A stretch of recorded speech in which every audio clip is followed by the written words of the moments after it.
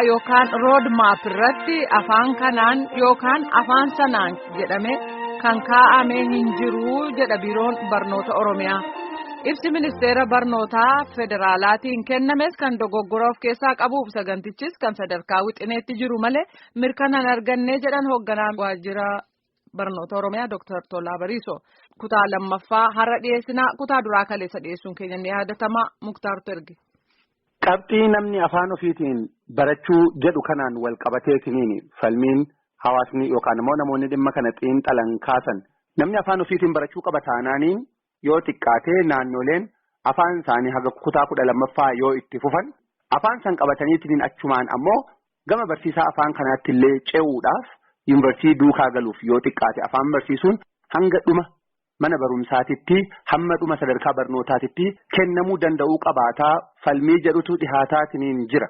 Amma garuu yoo xiqqaate hamma kutaa 8ffaatti afaan Oromoo kenname afaan biraallee afaan Sumaalillee naannoo Sumaaleetti ta'uu danda'a. Afaan Tigreellee naannoo Tigraayitti ta'uu danda'a. Afaan suni amma kutaa 8ffaa qofatti kenname achitti dhaabbata taanaaniin namuma afaan kanayyuu barsiisu eessaa fidaniitiin oomishu kutaa 8 fi 12 gidduu waan jiru kun maaliin uwwifama deebi'ee yuunivarsiitii galchuudhaaf barattoota kanneen. Inni dhugaadhaan eegama. Barsiisota sadarkaa kana barbaachisan qopheessuutu irraa eegama.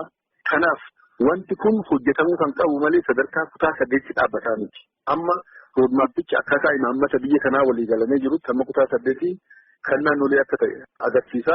Sirni barnoota sadarkaa tokkoffaa kan jennu kutaa 1-8 jechuu keenya egaa fuula dura kun cimina keenya gaafataa jechaadha. Afaan kuni hanga yuunivarsiitii akka deemu tumsaayoota keenya nama hundaa gaafataa. Fakkeenyaaf waan gaarii tokko kan sitti himuu danda'u yuunivarsiitii mattuu amma jalqabee jira. Warri yuunivarsiitii mattuu afaaniin dubbachuu qofa odoo hin taane kitaaba qopheessaa jiru.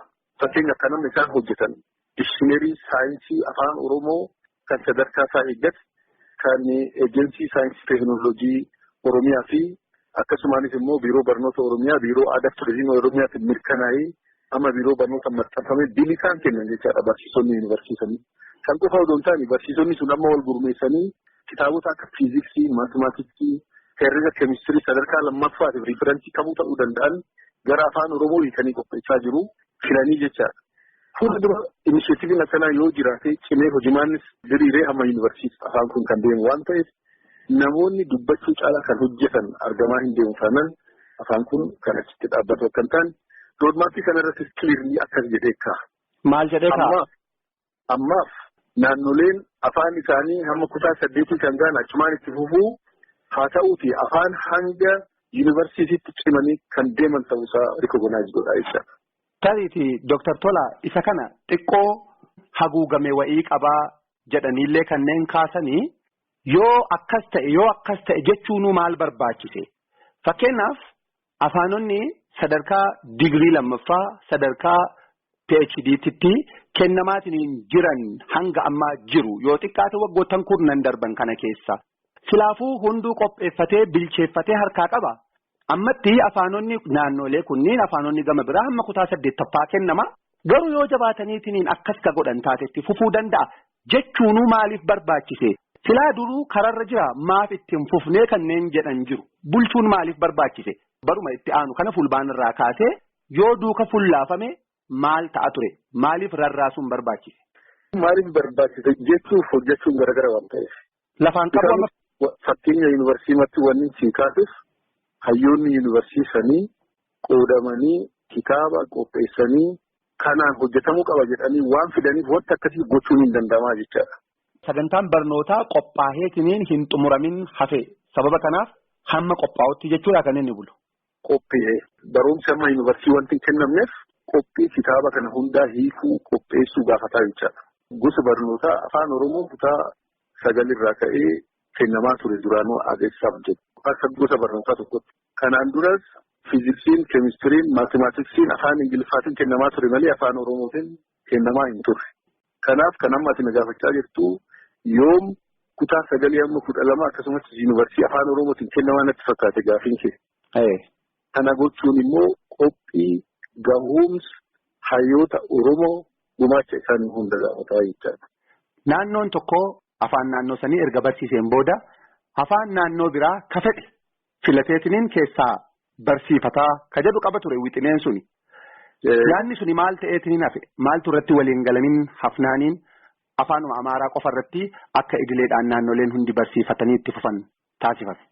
Afaan Amaaraatti akka idileetitti barsiisaa kan jedhu hin jiru jechaadha. Roodmaappii kana keessas wanta akkas jedhu hin jiru. Wixinee kana keessas afaan Amaaraa qofa barsiisaa kan jedhu hin jiru. Wixinichi kan jedhu afaan afran tokko Oromiffan jedhu Amaariffan jedhu waan biraan jedhu.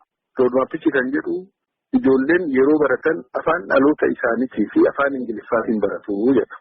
Kana jechuun afaan Oromootti osoo fiduu ijoolleen keenya afaan Oromootiin baratu Ingiliffaan baratu. Meeqarraa ka'anii kutaa tokkorraa. Hamma meeqaa? Kutaa tokkorraa kaasanii amma kutaa 12 hin baratu jechaadha asitti abdii. Afaan tokko immoo kan naannolee biraa waliin galan ni baratu jedha. Afaan tokko kan jedhu sun afaan Oromoo ta'uu danda'a, afaan Sumaalee ta'uu danda'a, afaan Tigree ta'uu danda'a, afaan Amaaraa ta'uu danda'a. Afaan kana immoo filannoon kan fudhatee na fayyada jedhee baratu kan filatu naannoo qofa jechaadha. Because aangoon sirna barnoota sadarkaa tokkoffaa kan naannoo waan ta'eef nuti fakkeenyaaf afaan Oromoo, afaan Sumaalee, afaan Tigree, afaan Amaaraa, afaan afran kun yeroo gabaabaa keessatti afaan hojii federaalaa ta'a jedhamee waan eegamaa jiruuf. Kanaaf roodmaappiin kunis of eeggannoon bira darbee malee afaan ebiluun jiru. Akka namni callisee afaan Amaaraa jedhu kan afaan Amaaraatiin hin jenne. Kanaaf fakkeenyaaf afaan kun kutaa 5 jalqaboo jennee afaan Oromoo afaan federaalaa ta'e kutaa 5tti akkuma kan tirii kennamaa kan biraas kan filannu kennamaa jechaadha. Inni gama biraa ammoo naannoon iyyuu aangoon barumsa naannoo hamma kutaa 6ffaati 7-8 iyyuu sadarkaa barnootaa aangoo federaalaa jalatti kan kufuudha kan jedhudha. Kan isin amma naa ibsitan ammoo lakkii hamma kutaa 8 sadarkaa naannoodhaan kan itti fufuudha. Afaan Oromoolee haaluma sanii itti fufaadha. Yaada lamaan kana mee akkamitti wal araarsina? Fakkeenyaaf amma ibsa kaleessa kennamaa ture keessatti qormaata kutaa 8 akka biyyaatti akka kennamutti miidiyaarraa kan ibsamaa ture kan naan dhagaye. Inni lamaffaan immoo namni tokko afaan hojii mootummaa federaalaa jechuun fi afaan biyyoolessaa jedhanii akka tiikantu jira jechaadha. Kanaaf uummanni keenya wanna dogoggoran namni tokko yookiin oofishaaliin tokko dubbaterraa ka'ee kan wajjin deemu odoo hin taane heera walitti fidee ilaaluu qaba. Wanta hooggantoonni keenya dubbatan caqasuutu nu fayyada jedheen kaasaa. Kanaan alatti wanti kamuu kan faayidaa uummata Oromoo irratti dhufu takkaallee fudhatama kan hin qabne ta'uusaa ifaan ifatti himuun barbaada jechaadha akka hoogganaa biiroo barnoota Oromootti. Kanaafuu wantoonni kutaa 7 fi 8 sadarkaa aangoo federaalaa ta'a jedhuu fi dhimma afaaniitiin wal qabateetiin ka'an haala dogoggoraa malee qabiyyee waliigaltee roodmaappii saniiti miti naan jettu. Miti fudhatama hin qabu. Namni dogoggoree dubbateetiin dogoggora akkasii kun sirraa'uu qabu malee kun waan heera mootummaa irratti taa'ee waan inni ta'uu miti jechaadha. Dooktar Tolaa tariitii ibsichi irratti wanti wal dha'u wayii jira fakkaata wanti ka'u. Fakkeenyaaf roodmaappiin yookaan ammoo sagantaan kuni tokko yaadaaf dhihaatee murtee hin arganne kan jedhutu jira. Ibsuma san irratti immoo deebi'ee ibsa ministeerri barnootaa kennu irratti bara dhufu hojiitti galaa jedha. Wanti murtee hin argatin hojiitti galuudhaaf fulbaanni guyyoota muraasa tafe lamaan kun wal hin dha'u tariitii namallee kan burjaajessaa jiru kana ta'a waan ta'eef. Inni wanti isaa fakkeenyaaf kan barnoota olaanaa yoo ilaalte barnoonni olaanaa kun ijoolleen waggaa 3 barachaa turan gara waggaa 4tti akka deemuu fi sirni barnootaa akka qophaa'ee torban darbe keessallee uummataaf ibsamaa ture. Wanti kun murtee mana maree ministeerotaatiif gana dhiyaatu akka ta'e ammas beekamuu qabaa jechaadha. Hin murtaa yaada jedhuun ibsamaa jira malee wanti kun hin dhiyaanne jechaadha. Kana biraatiin immoo roodmaappiin kun bara dhufurraa mana maree ministeerotaattis darbee kan murtaa yoo ta'e roodmaappiin kun waan al tokkoon hojiirra oolu akka hin taane beekuu adeemsa keessatti waan hojiirra oolaa deemu akka ta'e beekuu barbaachisaa jira. Because oolmaa daa'immanii hedduu ijaaruu qabda. Barsiisaa haala kanaan leenjisuu qabda. Sirna barnootaa jijjiiruu qabda.